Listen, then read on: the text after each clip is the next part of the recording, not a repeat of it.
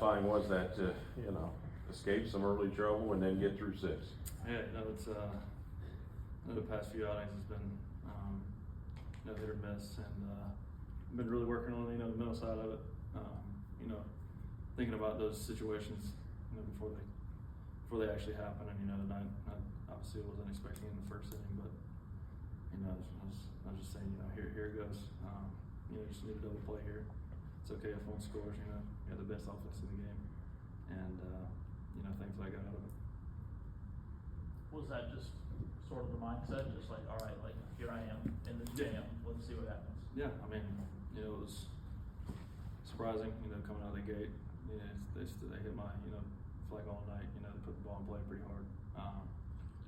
Selling out for the heater, or selling out for the slider, and I had to kind of feel like the last couple innings I kind of made an adjustment and played out. But yeah, it was since the last outing, my objective was to get deep in the game, and I feel like I would have loved another inning, but did what I did, and I'm happy with it.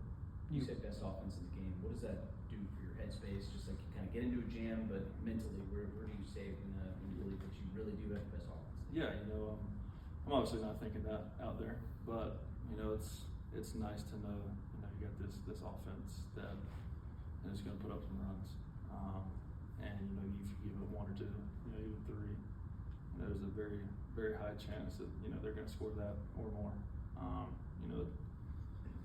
It's absolutely it's nice coming getting on the mound, and if you give a couple solo shots, it's more times than not this year they're gonna outscore the other team, and it's nice going out there on the mound and having that behind you. Grant, to add on to that, how does it feel knowing you have multiple Gold Glove winners behind you in the infield?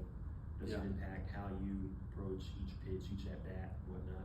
Yeah, obviously I don't really like when they hit it as hard as they did tonight, but it is nice, having those gloves behind you. If it weren't for them, it'd been a whole lot different of a game, especially that Riley play at third. That was a heck of a play. I think he hit it like 111 or something like that. The long run that Harris had in center, that could have fell in, could have changed the ball game. Yeah, really thankful for those guys, and it's nice to have them back there. Despite the hard hit contact, you still only gave like 2 walks in the game. Like, how'd you feel command wise? Yeah, command wise felt good. Obviously had that walk in the first inning. Looking back at it, he's a big bat. I didn't mind walking him there. Knowing you had a guy that the next guy, has a lot of ground balls. The last one, I think Varsho kind of got away from me. Mechanics got a little wild, but I was able to dial it back in the next guy. It's nice. Having not having that big inning that I've had in the past. Walking 1, 2, 3 guys in one inning, so it's nice. What's it like having Dubon in that clubhouse? Yeah, boy, the night was smashed. It's nice having him in there.